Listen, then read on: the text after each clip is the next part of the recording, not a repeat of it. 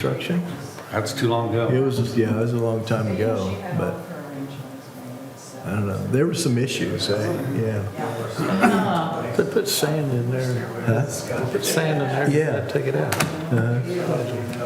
Oh my gosh, that's crazy. Probably still has sand up there. There might be. Yeah, I'll bet there is. And glitter. Sand and glitter never leave. Okay. Dave's not going to be here? No? He's not. He's Okay. in New Orleans with the trustees. All right. Well, it's 7:30. We'll start the meeting. Rise, say the pledge. I pledge allegiance to the flag of the United States of America and to the republic for which it stands, one nation, under God, indivisible, with liberty and justice for all.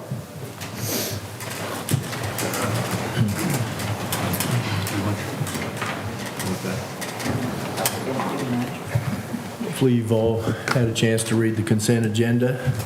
Do I hear a motion to approve? I make a motion that we approve the agenda. I'll second. It's been moved and seconded to approve the agenda. All those in favor say aye. Aye. Opposed? Motion carried. We have a visitor with us this morning. We're talking about you. Dr. Clifford, would you like to address us? I'll be brief. We have no idea we'll have a special session in the legislature. And you might not know, but that opens us up to anything, not just things like redistricting or gender markers on licenses and birth certificates. So November 7th to 10 of day, the Senate had the votes to call ourselves back a House. I think they're still struggling to get the numbers, so stand by for news. Thank you. Thank you, Dr. Clifford. Interesting times. Yeah. Okay, update from Lana Duvall, President. Good morning. First of all, the good news is you all approved going to the highest level for the Western Kansas Showcase. The flyer I had received said that top sponsorship had been raised to $5,000, which you all approved. When I went to actually renew our membership, they had gone away from that and stuck to last year's membership levels. So the good news is we thought we spent $5,000. We only spent $2,500 to maintain the same level of membership. So there you have it. Yeah. Like saving money. And they didn't go, wait. Me too. Yeah, wait, we're ready to pay $5,000? Okay. So, yeah, there you go. So that's a good thing. I will say that organization is absolutely worth it. So we're happy to be able to rejoin. And we've actually recruited 2 new members for them this week. So we earned back the street cred for the extra $2,500 that we didn't have to send them in cash. So there you go. All right. So updates. It has been wild. I know we say that a lot, but it has just truly been such a hectic time, which is a good thing. It's interesting. It seems to be just kind of a bull in a china shop feeling right now, where projects are just kind of all over the place and ready to proceed. There's still a lot of uncertainty with a lot of these projects as far as, how tariffs may affect them, how interest rates may affect them, how just kind of the general political feel may impact them. But there's kind of 2 different mindsets. It's like, this is the new reality. We just need to go. And then there's those who are saying, I think underneath all of this, it actually is a stronger economy and we should go ahead and build. So we'll see. For our standpoint, we're just going to accommodate the growth. So there you go. All right, Prospect 1025-1, this is an existing business here in Finney County. They are working on an expansion project, and we're helping them with planning staff and also connecting them to the state and local incentives that their project will qualify for. It's an industrial project. 1025-2 is an existing business locally that is going to be building a new facility. We will coordinate the discussions with planning staff and have connected them to the state for the incentives that they're qualified for there, and there may be some local incentives that they'll also qualify for. It's an agricultural project, and hopefully they're anticipating that they'll have everything in order that we'll be able to announce this project by the end of the year. The first one also will likely become public before the end of the year, so we got some quick work to do. 1025-3 is a hospitality business, and we've been assisting them with sites, performas, and coordinating with utility partners, and then we will further facilitate the discussions with the planning staff and the county commission. So let's see, 925, this prospect is still working through getting all of their site plans put together and their state incentive documentation. This project will require some road improvements, possibly to the state highway and for sure to a county road. So we are working with them on putting together what that's going to look like and how we can bring the parties together to help make that one a reality. And again, they are hoping to break ground before the end of the year. So. All right, housing prospects. We do have a new housing project that we are working with. We've had several meetings with this prospect and with our planning partners. We've started work on a pro forma for them and are gathering some additional costs related to their infrastructure. They're hoping to be able to connect into some existing infrastructure. So working with engineers and folks on all sides to kind of put that together. But we are, at this point, meeting basically weekly with them as we gather additional information. They want to move quickly, and we certainly want to help facilitate moving them quickly to get some additional housing underway.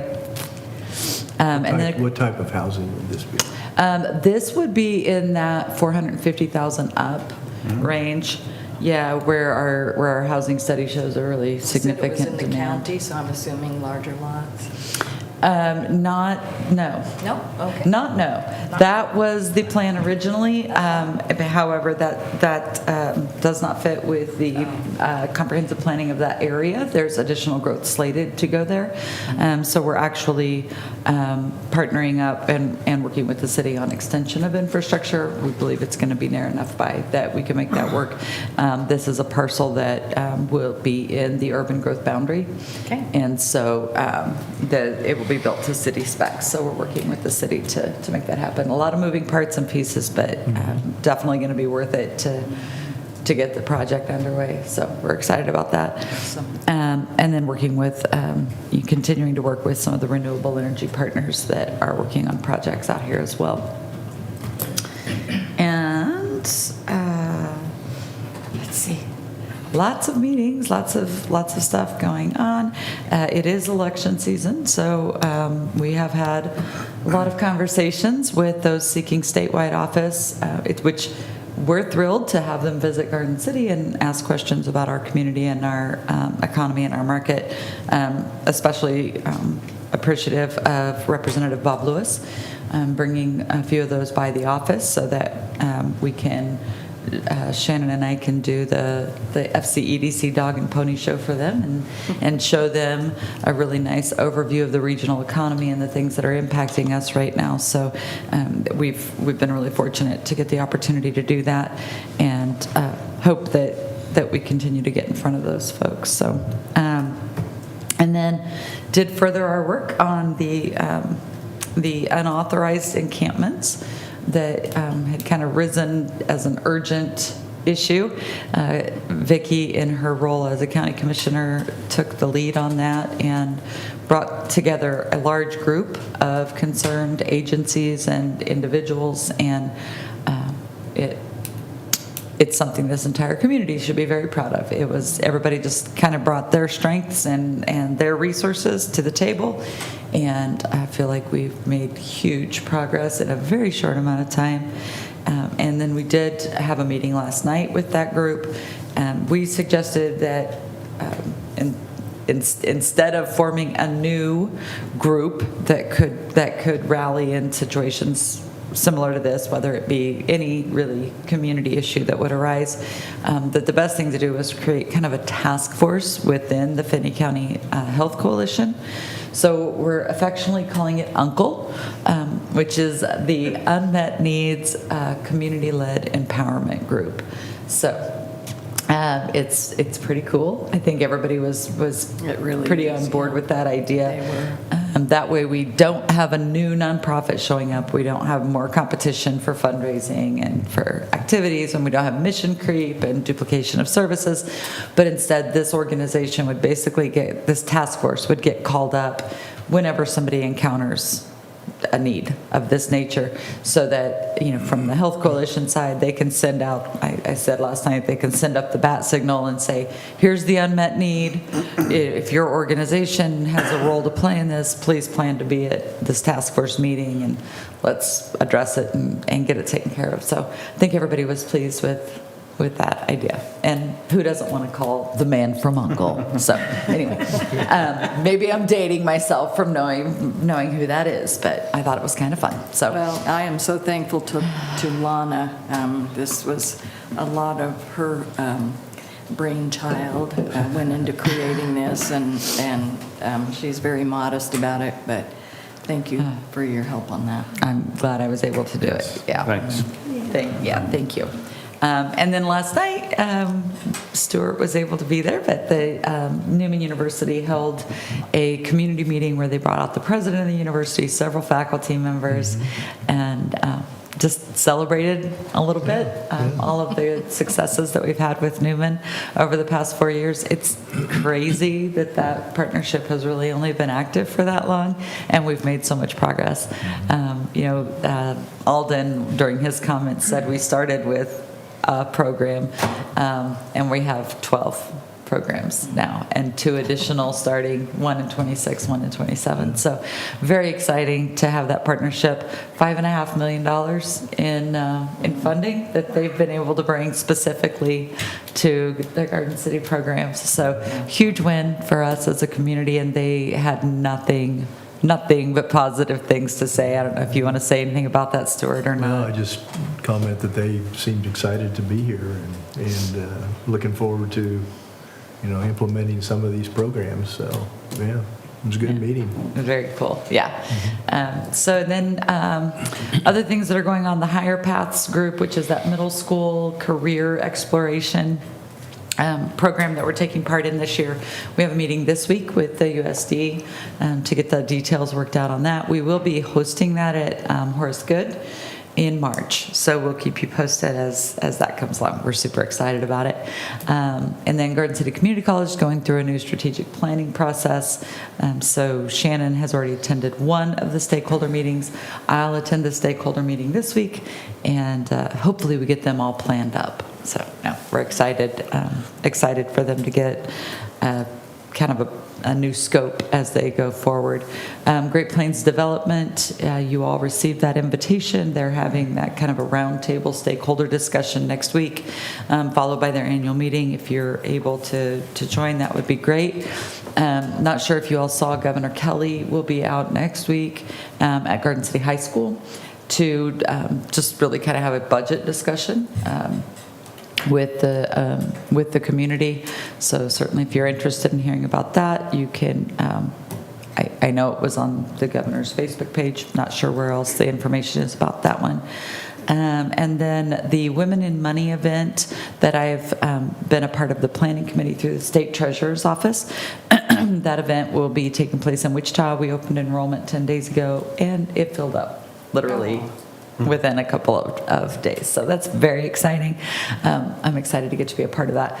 really hopeful I get to be there for the whole thing. It's my things are very busy, and so I have scheduled myself to be in Wichita for the event that day, and certainly hope that my calendar holds up to allow me to do that. So, and other than that, I think that's all we have for you, unless you have questions for me.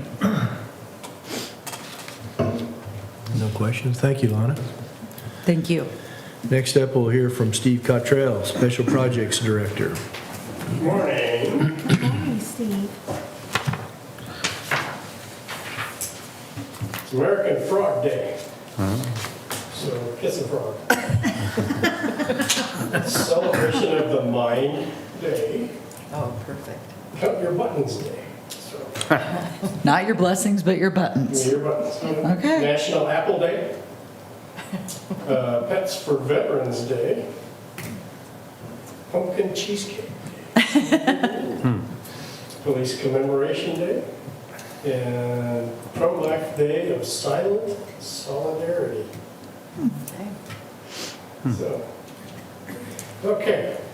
Contrary to what it says on industrial, we received 2 RFPs from KDOC. We did not submit on Rachel Road, but we're talking with folks down in Sublette about locating that facility in Haskell County.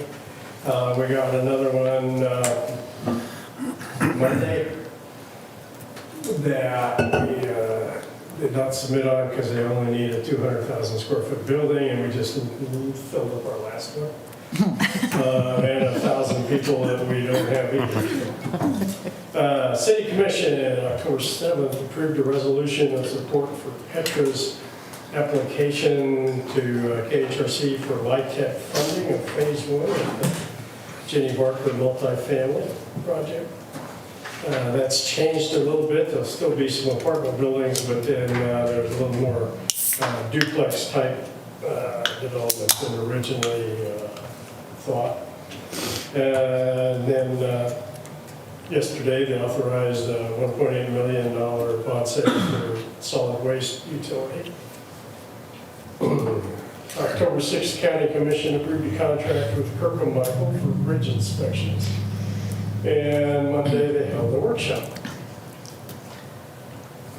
Did work a little bit on the Star Bond project. Residential wise, I worked west side, north side, east side in a mini home. No, I didn't do any mini homes. And then I'm probably up somewhere pushing 40,000 lots. Basically anything north of the river or west of Mennonite Road. When I finish, we'll have 1, 2, 5, and 10 acre lots going on. So stand by for that wonderful map.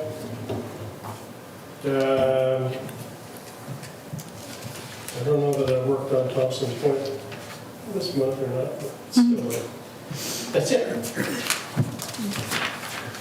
Questions for Steve? Okay, Thank you, sir. thank you. Next up, we'll hear from Scott Ost, Communications Director. This month I wasn't able to post as much to the website due to my moving and my health-related odyssey. But I was able to post to Facebook and Twitter. Post views were up on Facebook and on Twitter. Some of the things that people were interested in included a post about Gary Meager and Derek Ramos over at the county. It was kind of celebrating, Gary leaving and Derek coming on board. Carlos Prieto was named the community college's women's wrestling coach for that inaugural program. Garden City Community College was named the best community college in Kansas. Woo woo. Whoa. High school girls golf sub-state was runner-up. I believe they're just completed state, or they're involved in state competition right now. On Twitter, there's a museum exhibit that has a bunch of old photos of Garden City locations, BusterCon vendor registration, and again, Garden City Community College is the best community college in Kansas. Woo woo, say it again. We're so proud of them. So who votes on that? Who determines that?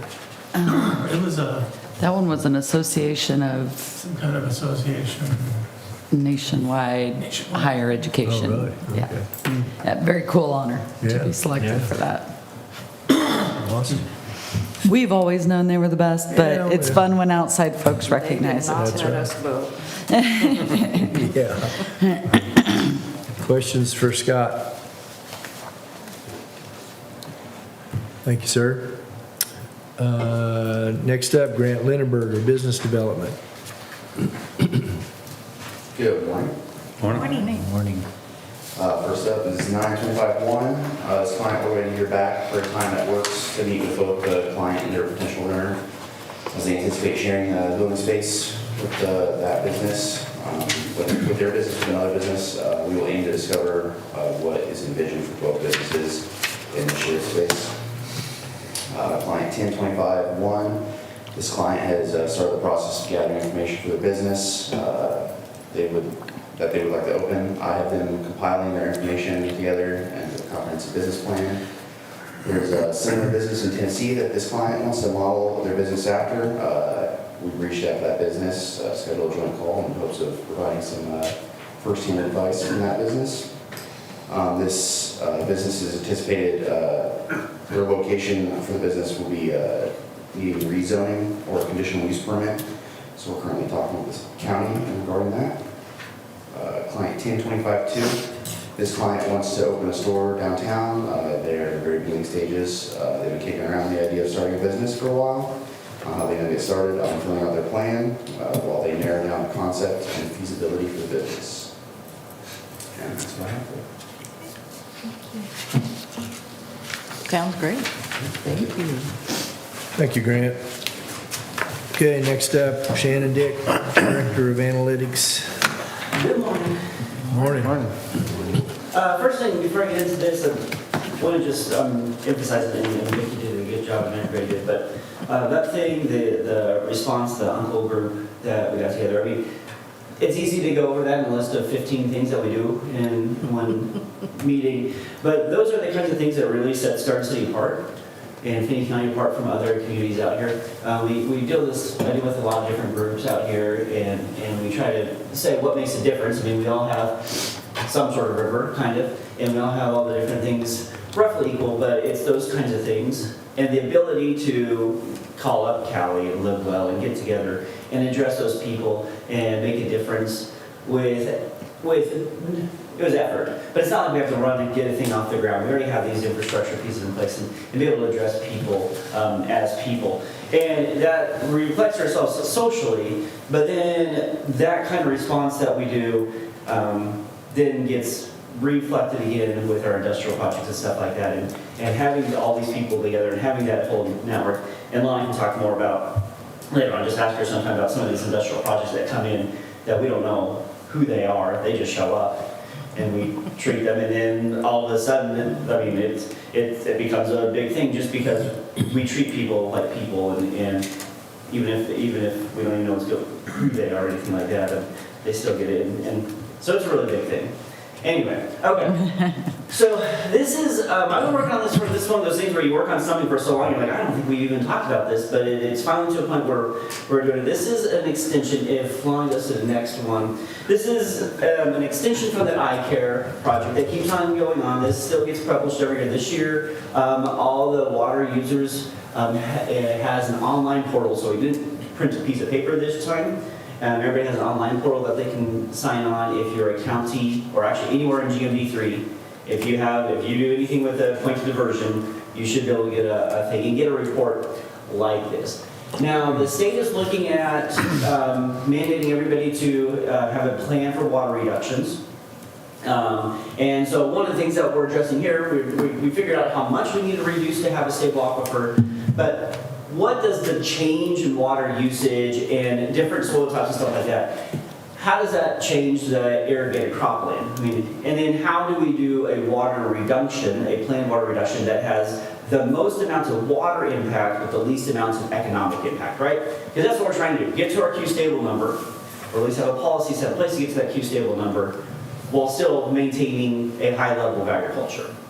So that's kind of what this thing is. And I have a whole paper that you can read that we just got here. So I know if you just like reading stuff,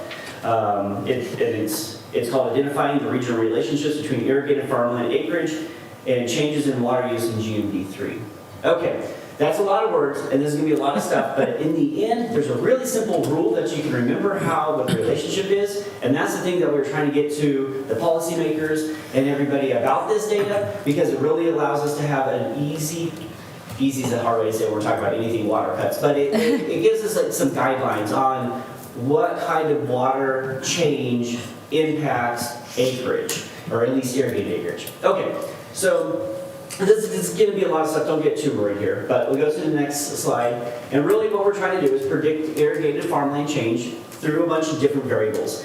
And what I mean a bunch of variables, what we looked at is this equation here, which is, one thing we need to say is we're doing this specifically for each region. So remember with the eye care, we had the regions. These were areas that have similar soil types, similar aquifer features, similar croppage, different break off of the river and stuff like that.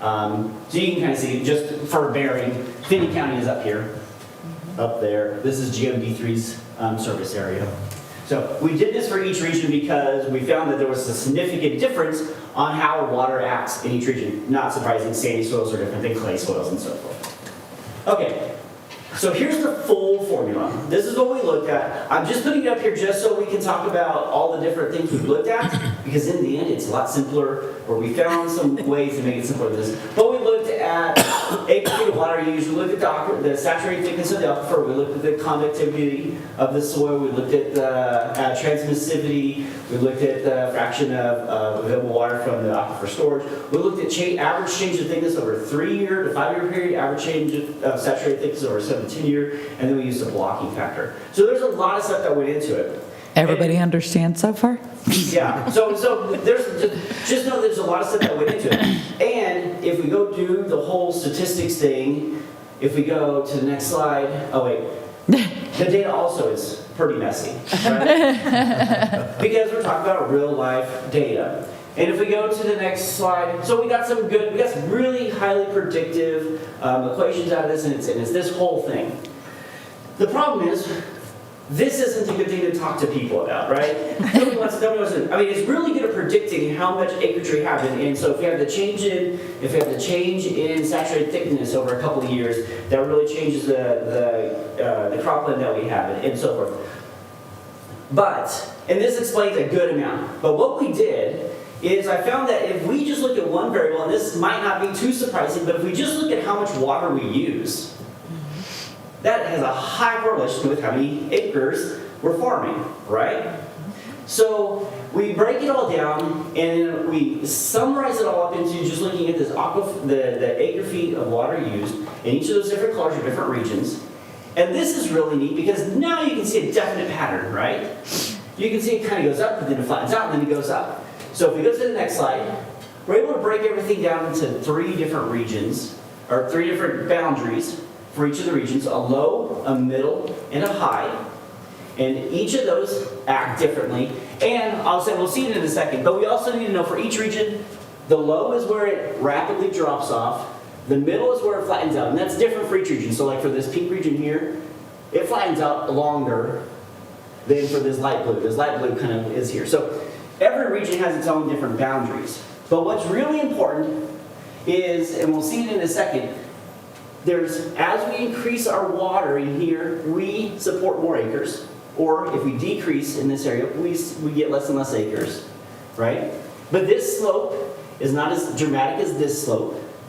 And we have a flattening out here. And so I think I'll talk about that in a second. I'm just going to go show you a couple of things. So go ahead, I think I talked about, so each of those regions have different boundaries. Those are just telling us between what makes it slope, flat, slope again. And then go to the next one.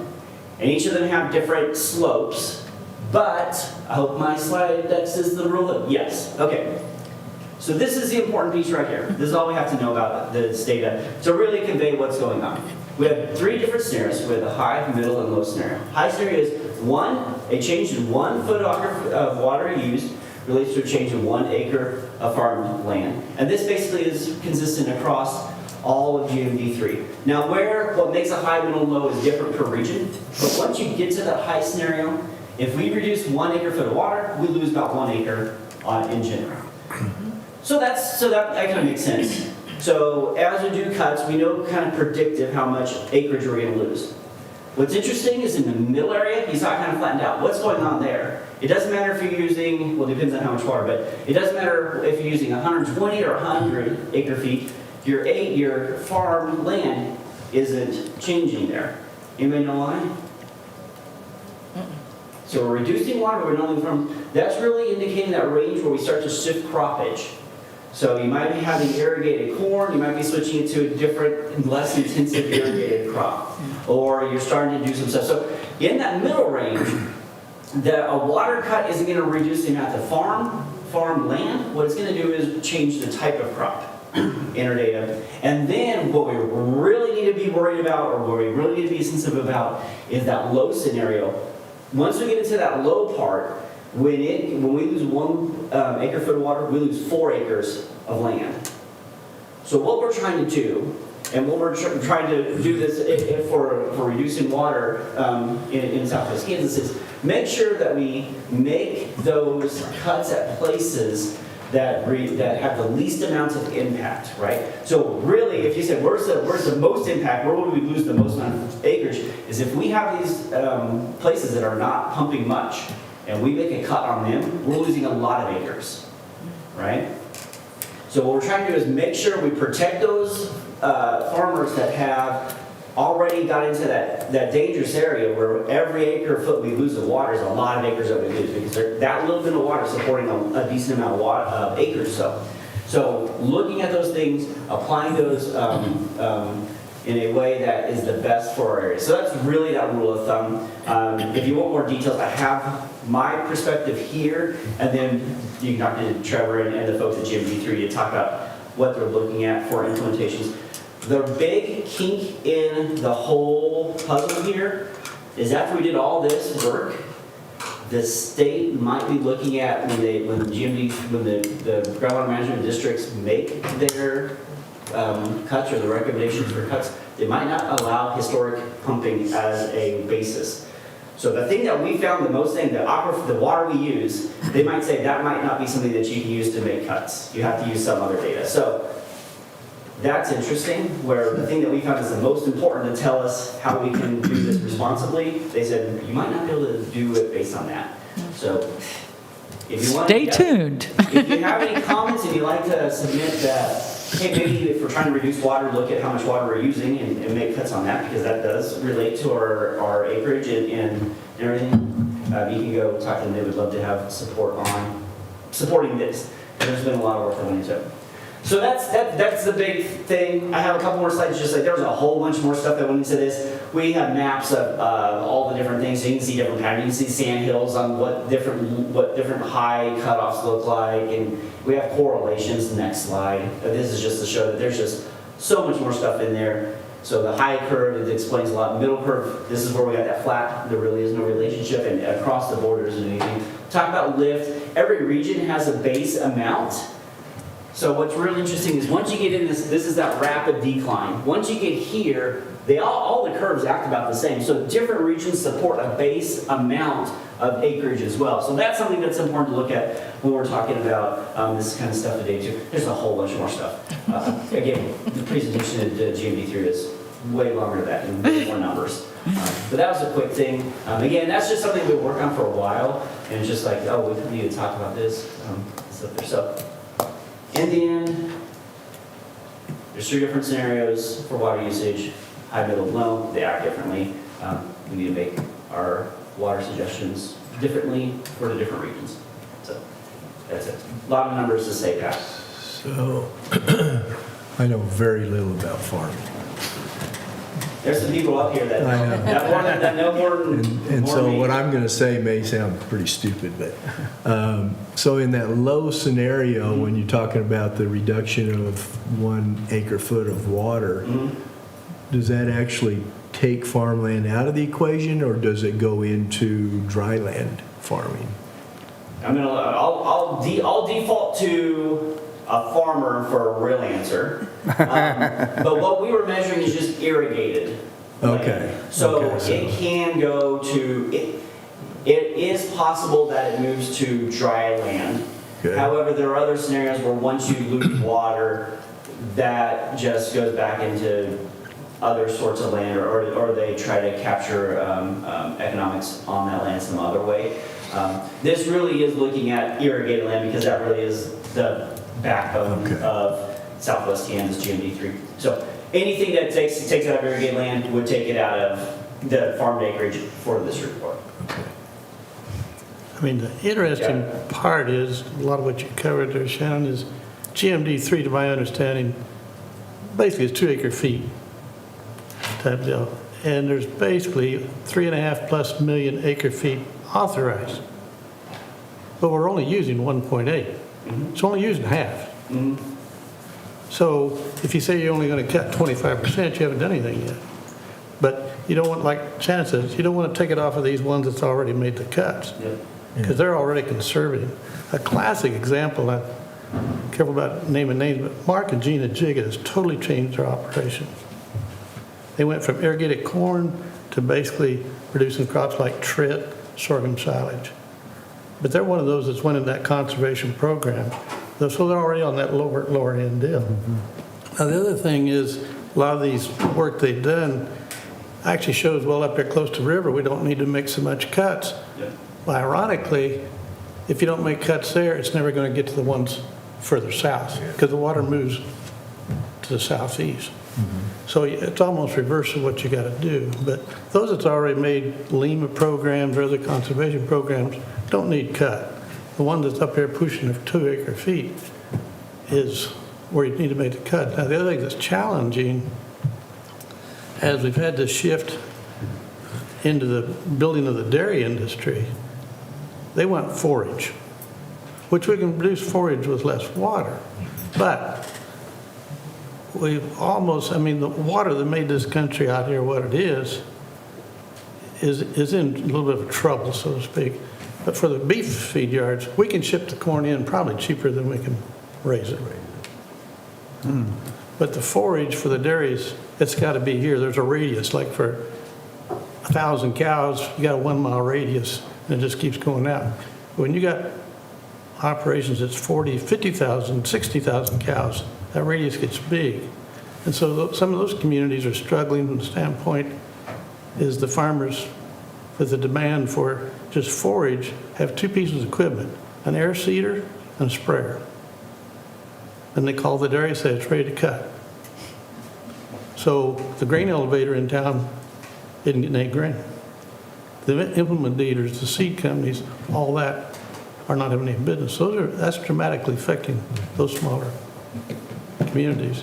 At the same time, you've got feedlots that's grown that need more water, so they go by the ground, pipe the water to the feedlot, the ground becomes dry land. So you get a lot of scenarios working there. We've been overblessed with the protein industry moving into this area, which gives a great demand for the farm products.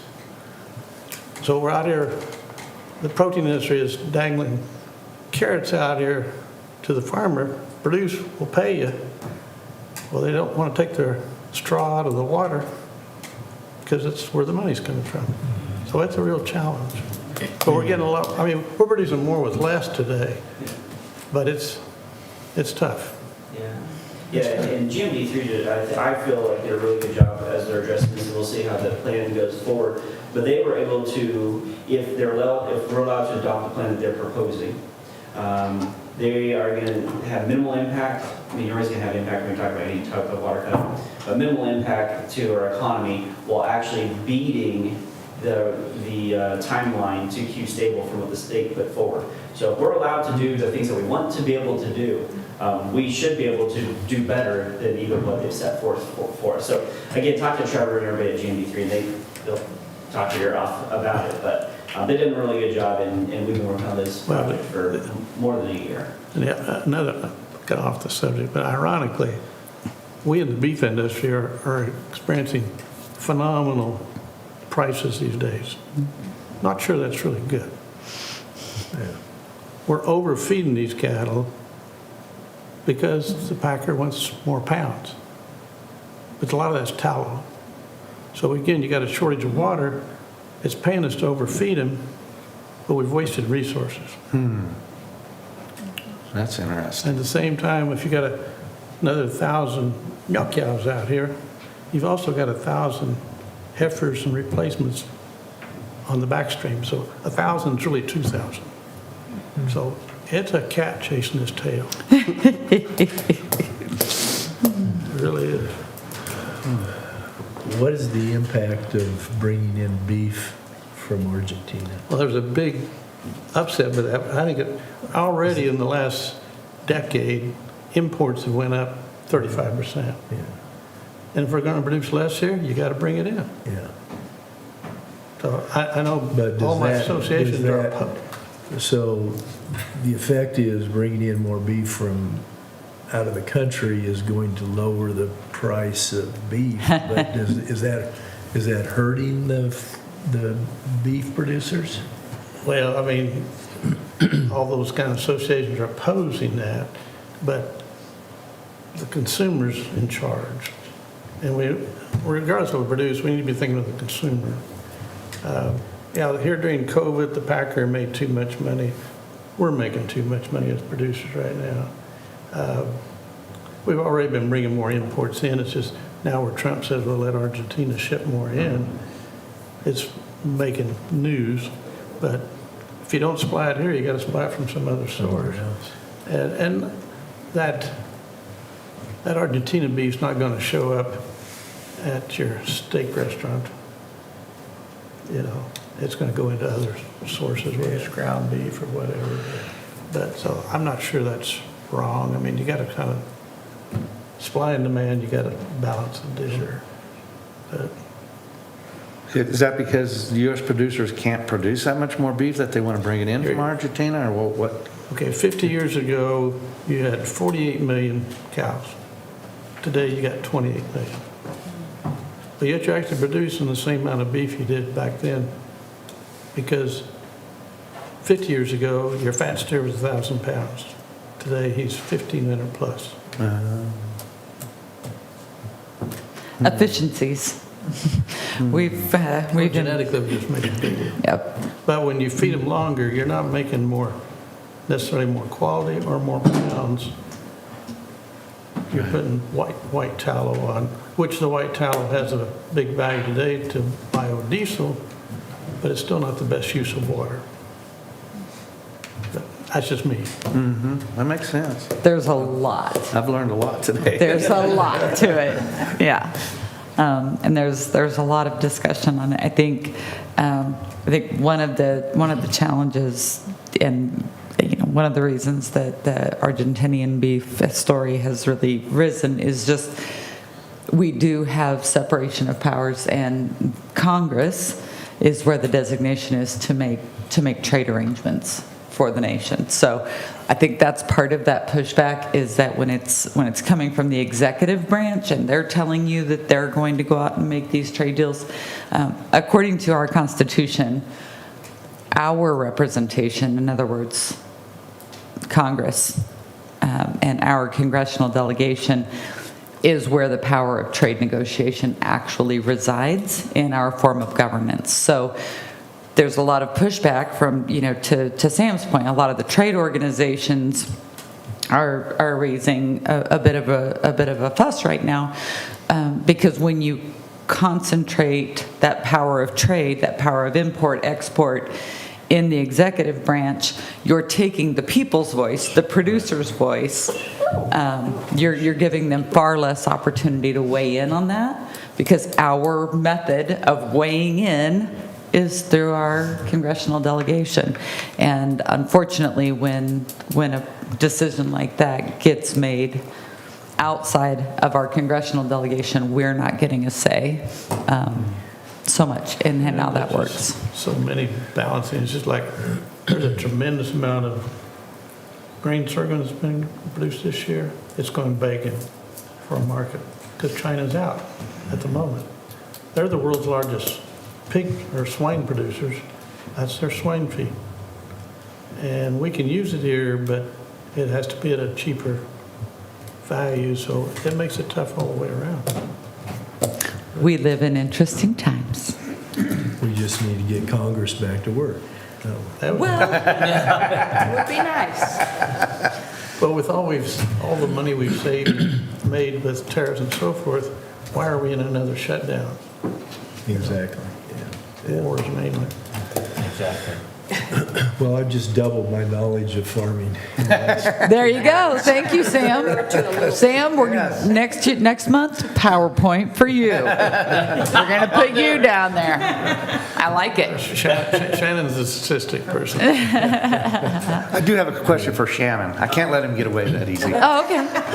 The shape of the graph where it levels off, does that change drastically from a dry year to a wet year? Or is it, do you know, I mean, or does it pretty much stay that same shape? So we can't measure it in individual years. This is measuring change in acreage from year to year. But if we were to have consistently wetter years, you wouldn't see that flattening off in the mid, because you wouldn't be having that switching of crops. But you couldn't just say, well, this year we had more wet, so we don't have that flattening off, because this is over time. Yeah. Right. It goes. So yes and no. Okay. All right, thanks. Thank you, Shannon. Yep, thank you. I got another question for you. Okay. I'm up to the form. This is kind of a different, I went to Montana this spring and I went to the mountains.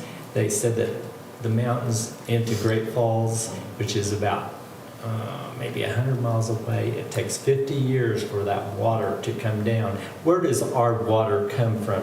The river here or up yonder? Does it come from anywhere? Or? Yeah, it's from the whole basin, so the whole Ark River Basin, and the Cimarron Basin if you go a little bit further south, which is still part of the Ark River system. But then also rainfall does go replenish it.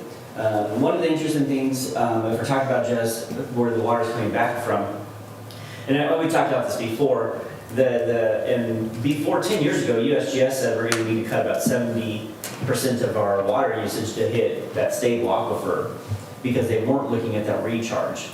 And so kind of if you take that recharge out, the river and the rainfall and all that stuff, if you take it out, yeah, we are using up a drastic amount of water based on what's in the ground. But that recharge does make up a significant amount of water going back into that whole system. And that's why we went from that 70% cut that we need to do to about a 17% cut when we do have that recharge. So there is recharge coming in, and it is coming from multiple sources. So like a North Platte River, it flows south too?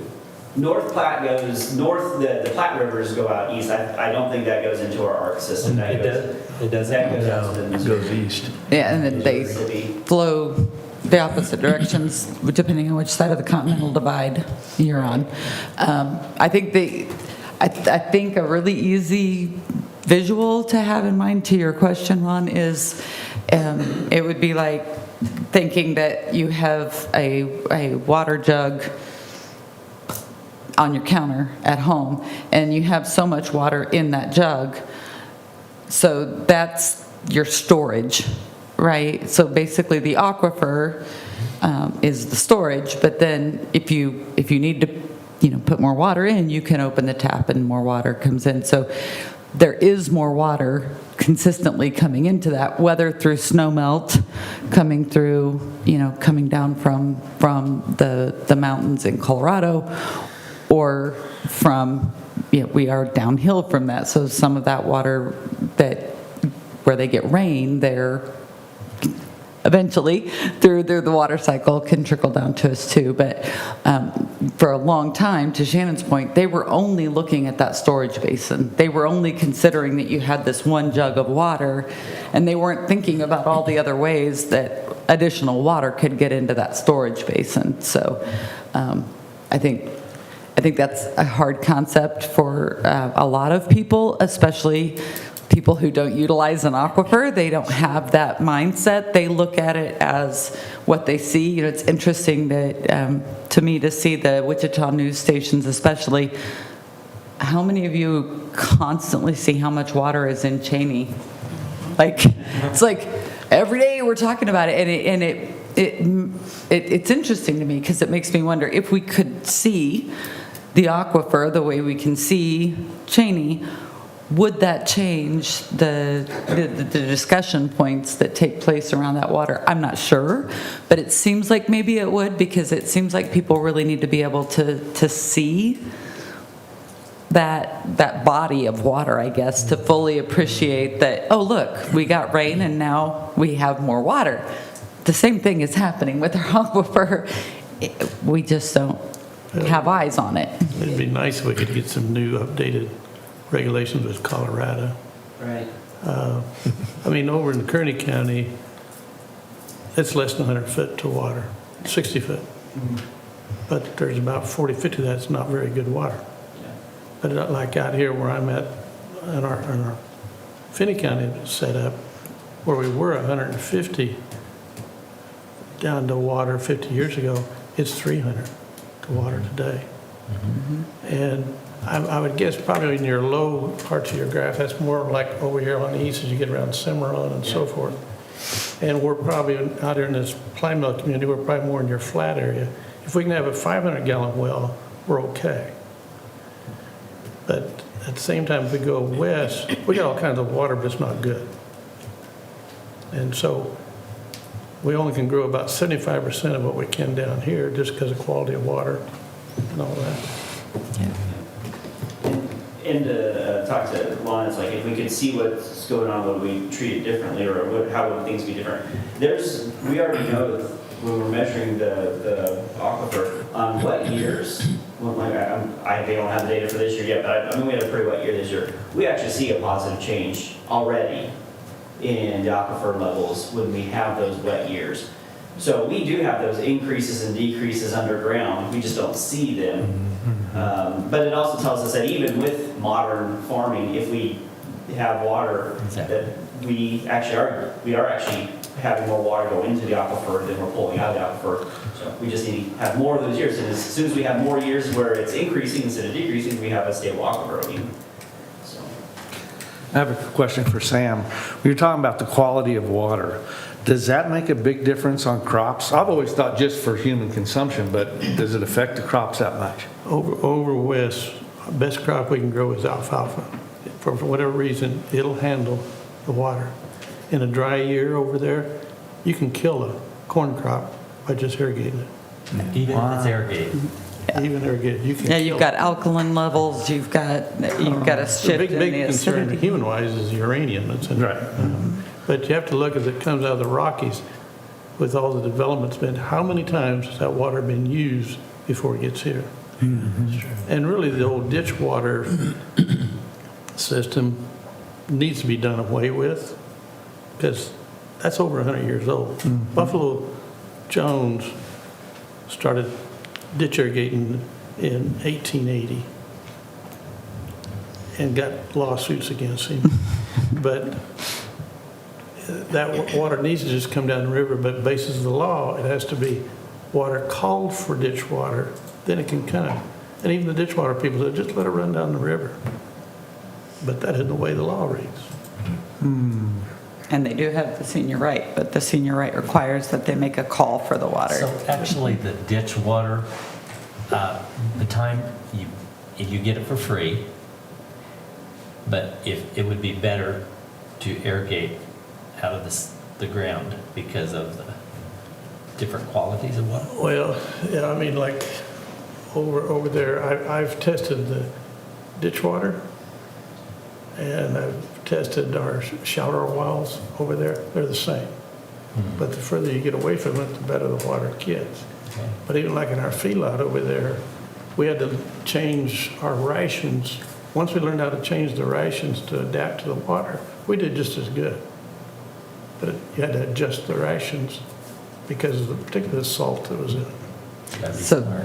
yeah, so the point they're making is that because we're using the diversion ditch to pull the water out, it hasn't had the opportunity to go through nature's filtration system. It's not going through the layers of sand and sediment to get down to the aquifer. The further we get away from that and the more we allow it to take its natural course through sifting through the shale and limestone and all the layers it goes through, it's improving the quality of the water as it goes. By diverting it, we're pulling it off basically unripened. I mean, Mother Nature has a great filter system. It's crazy how that works. Yeah. Even Fred Jones that covers the city water, and he was at Deerfield earlier years, but in Lakin, but he really doesn't want to run down the river because then it's going to contaminate his wells over here, so to speak. But you've got to let it flow, you know. Let it flow.